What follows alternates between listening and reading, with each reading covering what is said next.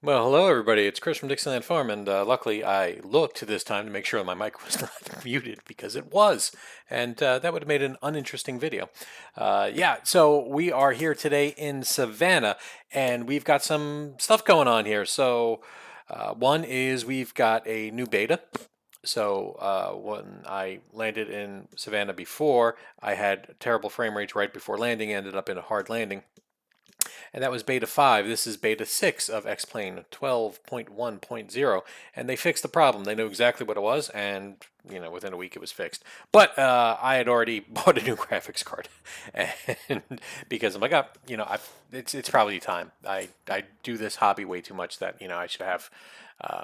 A slightly nicer graphics card. What I had before was the 1660 Ti, and this is the 4060 Ti. So 1660, then it was the 2060, then the 3060, and then we're up to the 4060 Ti. So that many more generations. This card is got as many CUDA cores or CUDA as a higher end card in the older model. So, but this is still considered a budget card, and it was very difficult coming on this decision for this card because card gets a bad rep, but it's from gamer nerds, so you have to take a lot of that with a grain of salt, and all that's handled in a different video. Boom. All right, so got a new beta, got a new graphics card, and we got a new plane here. We got so the Piper Cheyenne was made for X-Plane 11 by Coronado. Coronado just gave up on supporting X-Plane. They just focused completely on Microsoft, so they just abandoned all their planes.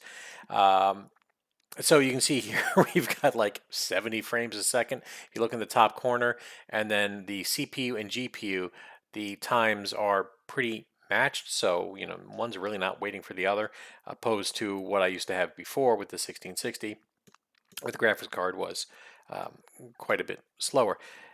Yeah, so this is, anyway, back to the Piper Cheyenne giving up. So I'm like, well, I want something comparable that's fast. Well, the Avia Aerostar 601P. It is also a Piper.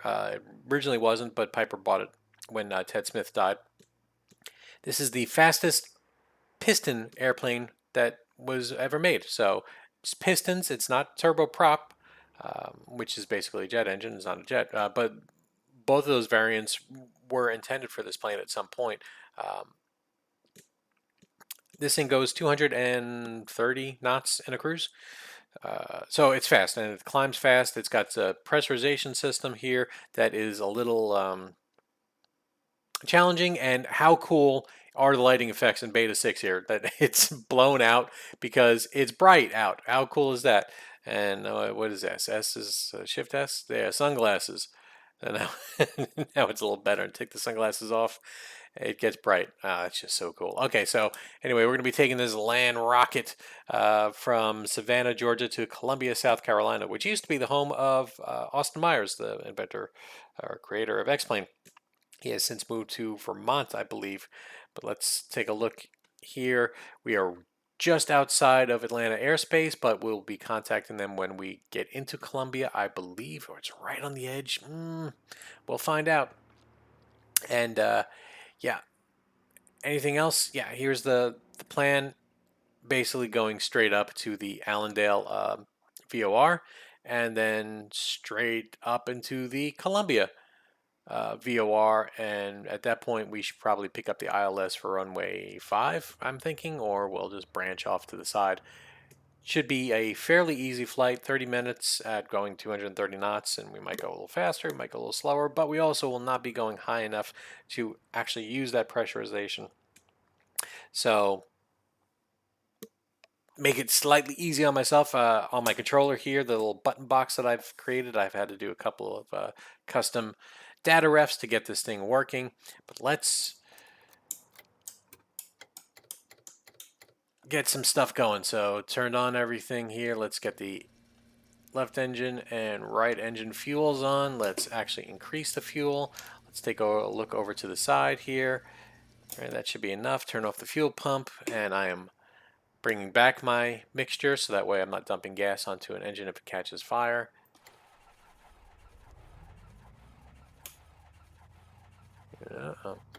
We had nothing to worry about. Oh, and you were worried. My God. All right, turn off the fuel here.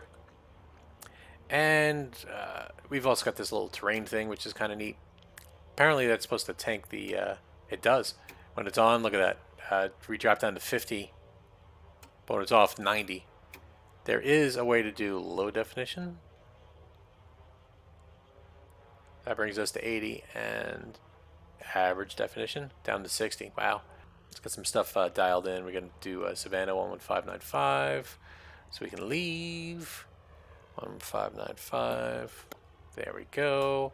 And Allendale's 116.7. And then 112.8 Unicom when we're ready to leave. The one weird thing about this is this plane is the strobes and the beacon are tied together, so I'm blinding people if I turn it on. So I'm just doing nav lights for now. Anything else we need to do? Yes. Down here we need to turn on our bleeds. And we do not need to worry about our cab door seal, because we're not doing any pressurization, and we will be taking off right here at runway 1. Is there anything else we need to do? Yes, we need to squawk 5555. That was sent to me on the VATSIM client. Okay, everybody, I just checked, and I will be just slightly out of Atlanta's airspace, which is totally fine. I'm used to talking to myself anyway, and also, to be honest, with this new plane, not having that extra workload is probably a good thing. So, what a beaut, huh? Oh. Also, I mean, it doesn't really mean much to you, but seeing my frame rate in the 70s is just making me so happy. All right. So, in case you didn't notice, this thing moves. It is fast. It is almost tricky to control on the ground, but I'm used to fast aircrafts, so I should be able to handle this. Notice I said should. A lot of shoulds. I still got the map here. I want to make sure I don't miss my turnoff here to Alpha 4. We're going to hold short right here. We know the brakes work. Get the RPM up, get the mixture up. We're doing a mag check and a prop check here.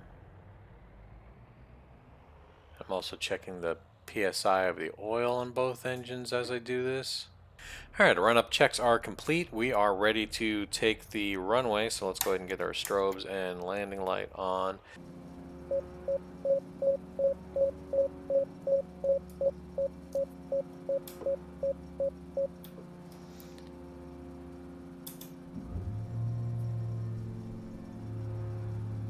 Gear is up.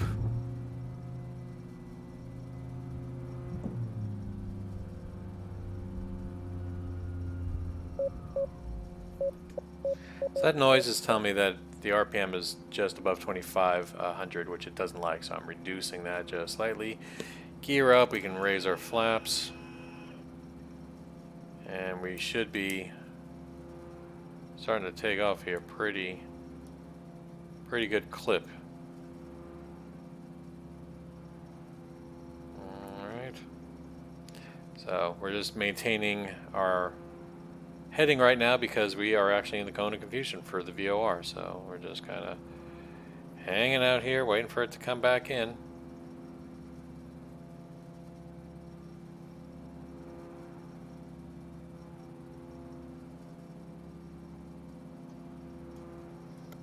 I'm going to put it in heading mode.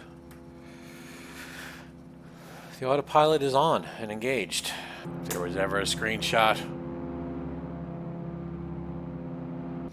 Looking at my map here, you can see the crossover point here is 36 miles. So I'm also keeping an eye on that as well. There is no indicator for altitude, so I'm just got to sit here and wait until we get to roughly 9,000 and then just hit the altitude hold button, and let's see if it takes. And boom. It does. Great. So we're just going to level off at 9,000 feet here. Wonderful. Looks like my My little box works here to control the airplane. Wonderful. Everything is wonderful. Just putting my heading bug lined up here so I'm ready for my transition. 9,000 feet. Autopilot's on. 15 miles. Again, let's take a look outside.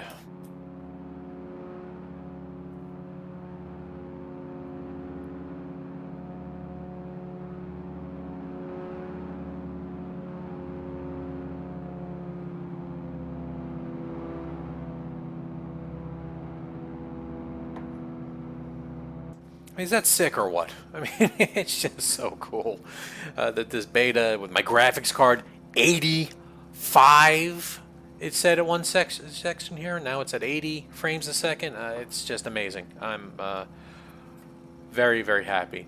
Let's go ahead and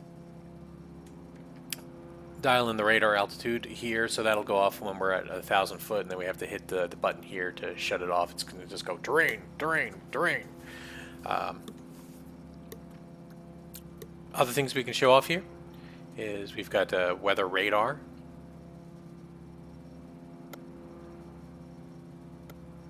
With TCAS, so I've got that on. So what that does is it actually tells me if there are any airplanes in front of me. Should. A lot of should there. Anything else we need to do at the moment? No. It does look like some of those shadows are not well defined, not quite sure why, but also look at this little detail. Wooden blinds. How cool. So when we go back outside, is that yeah, it actually shows up in the model. Too cool. So like I said, we're on a little rocket here. We're going at 250 ground speed, and you can see indicated here is 220. But let's go ahead, now that we're at speed, we can reduce power to 24 inches. We can bring the RPM down to 2,400, and we certainly can lean out the engine right to... And yeah, we're just waiting for the transition over, which should be coming up pretty quickly, I would think, right? So 36 miles, and our radial inbound is 182, so basically 2 is what we need to dial in, so we're pretty close to that. However, I did have the frequency wrong. It's 116.7. 116.7, so that'll be the transition out. From what I understand, though, this plane is persistent. As I fly it more, this Hobbs meter should change, that's also cool. All right, so at the 36 mile mark, so we're at 34, so less than 2 to go. You can see on the GPS there, we're just about to fly over the Allendale VOR. Just about ready to put it into heading mode here.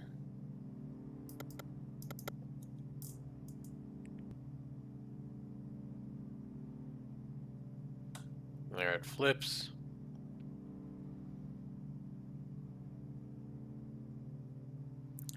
And now we can go roughly to 14 here.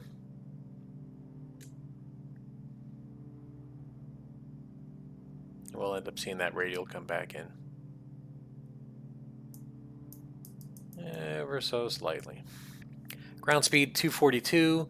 At 25 miles, we switch over to the Columbia VOR, but then also we need to start planning our flight into Columbia. So let's go ahead and get some information here.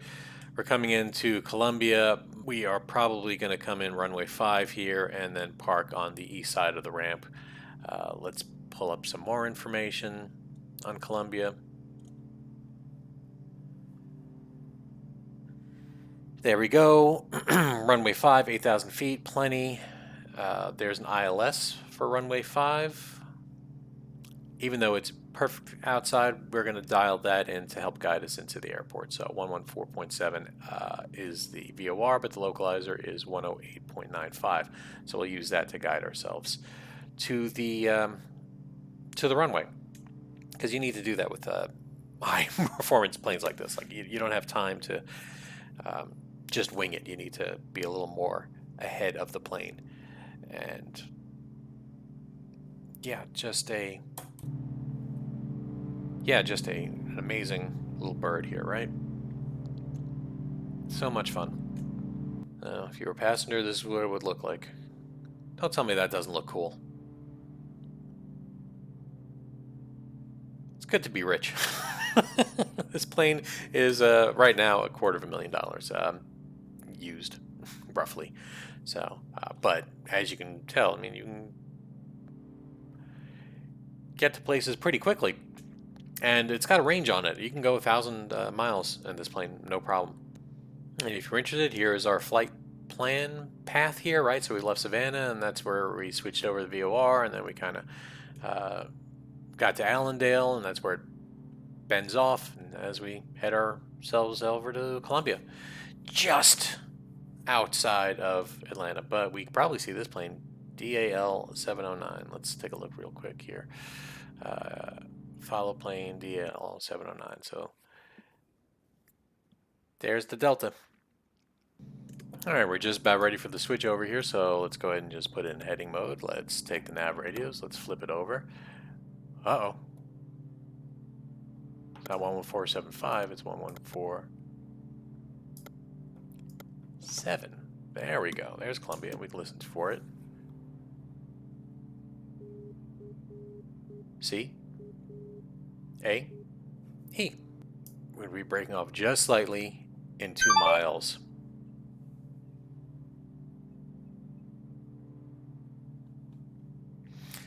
Got a message. CAE approach 113.4. All right, so let's get that in and let's start talking to people. Columbia approach, Twin Piper 5522 Lima with you at 6,600 for 4,000.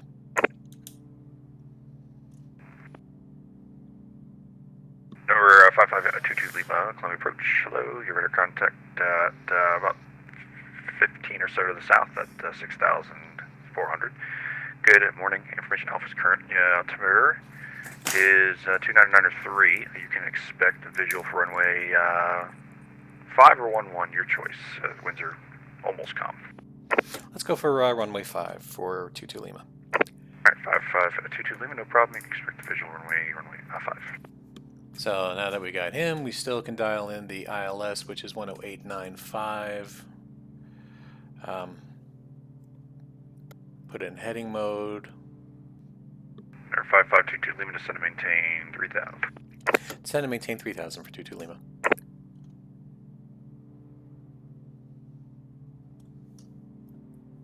Or 5522 Lima, fly heading 360, please. Heading 360, 22 Lima. Let's get our landing lights on. And anything else we can do? So we said descend and maintain 3,000, so we're going to do that, flying a present heading of 360, which is due north.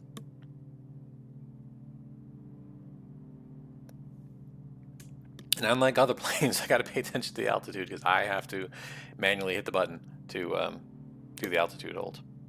So most likely, because I was coming in, this controller saw me and decided to jump in. So how great is that? 5522 Lima, airport's about your 1 o'clock at 10 miles per inside. Airport's in sight for 22 Lima. 22 Lima, thanks. Clear visual approach runway 5. Collect visual for runway 05, 22 Lima.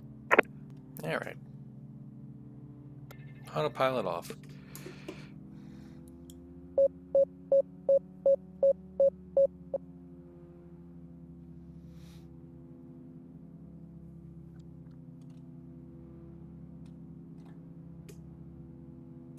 That's runway 5 right there, so we're coming along here. Get some flaps in.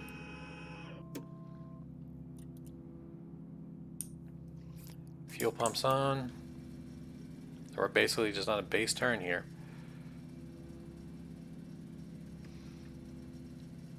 Mixture's full forward, the RPM at 2500. There comes the localizer signal, so we can go ahead and get gear down. Air 5522 Lima, wind 0103, runway 5, clear to land. Clear land for runway 5 for 22 Lima.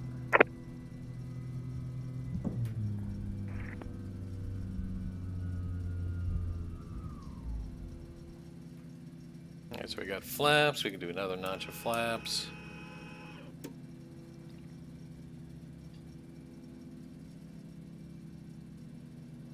A little high on the glide slope, but we're going to lose that altitude real quick as we turn.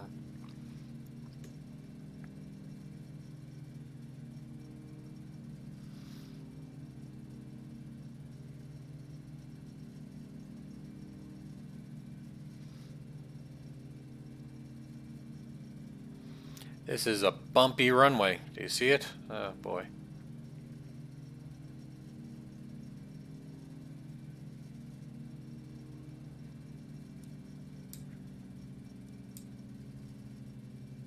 We come in.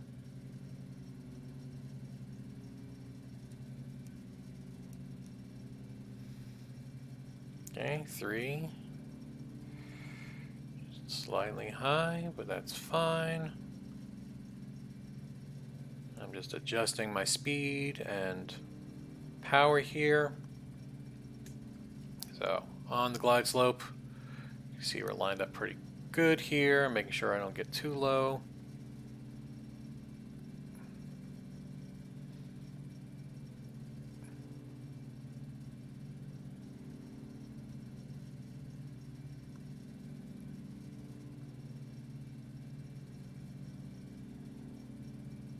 There's Columbia in the background, and that's super cool how this lighting model. Terrain. So we know about the terrain. Terrain. Turned it off there, and coming in, and because of the bumpy runway, we just kind of pulled it off. I floated a little bit, but that's because that runway just wasn't level. I wanted to make sure I did good here. I did good. Air 5522 Lima, welcome to Columbia. You can roll all the way to Echo if you like, and then left or right at parking, your choice. Roll away to Echo and over to the east side. Thank you so much, 22 Lima. Sorry, it'd be Alpha, not Echo, my bad, Alpha. Add Alpha for 22 Lima.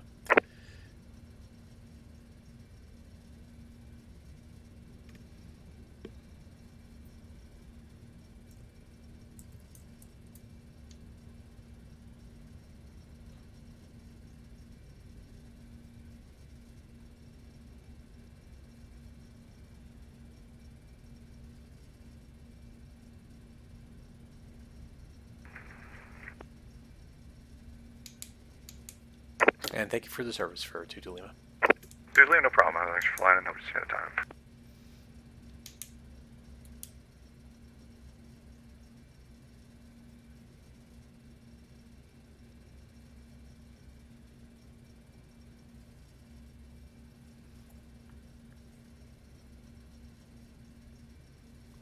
Alright, so let's clean up the plane. So.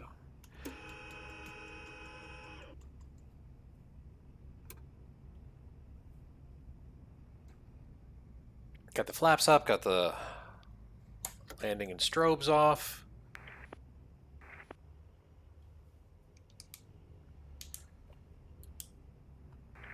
Sorry, folks, you weren't seeing any of that. So, yeah, so I'm here. I just messaged the controller that, thanks, and, that I did for the YouTube channel, and then we got it all recorded. And I also told them that I got to show off one of the important things about flying is just fly the plane. So, yeah, we've arrived. Flight did exactly what we intended, right? So we came off here. Let's get the marker going. So this is where we kind of switched over and readjusted. That's where we left Allendale. This is where we were coming into CAE VOR, which is not located right at the airport, and that's when we started vectoring ourselves off and when he called. And then we came in and did that base turn to final for runway 5. Yeah, just a picture perfect flight, right? So had the controller come on, which was lovely. Lovely day for flying, lovely airplane. Let's go ahead and clean it up and talk just a little bit more.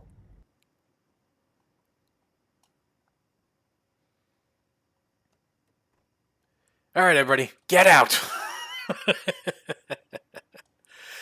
Again, a great flight from Savannah to Columbia. So much different than the last flight, right? You can tell. I know how to land a plane. And it really was. It wasn't me. It was a broken model. It was a broken beta. It was a graphics card not able to maintain because of the broken beta. And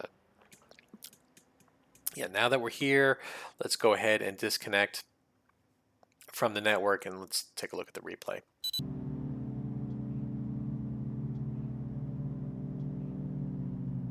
I hold it off here in ground effect. I do lose center line a little bit, but I just wanted to make sure. Boom, boom.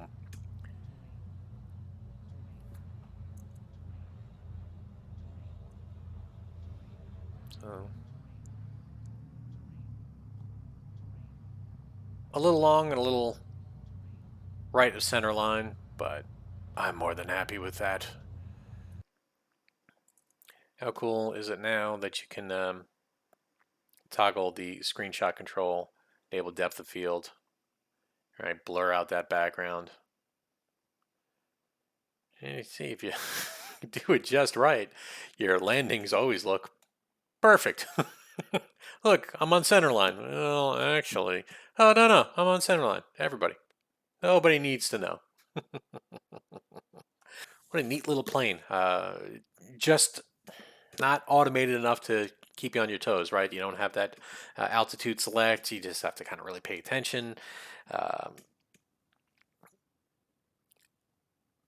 the pressurization, still haven't even really gotten into that because I don't tend to fly longer than a half hour. Usually, sometimes on these streams, recordings, I'll fly a little bit longer, but that's not the norm. Normally, it's a half an hour because by the time I get ready and set up and go, it takes time, and I don't have that much time. So, but I'm glad it's there. A lot of fun. I'm still not going to abandon the Cheyenne, but this is another option, especially if I can't get the Cheyenne working. I'll have to do a test flight or two with the Cheyenne. But at some point, that plane could just stop working entirely anyway. They can do an upgrade here in X-Plane, and it's dead in the water. Um, that's probably less likely to happen the way X-Plane is, but it's possible, and it's certainly possible once we move from X-Plane 12 to X-Plane 13 at some unknown point, which will happen. Uh, love this new lighting model. I've rambled long enough. Jeez. Everybody, get out of here. Goodbye.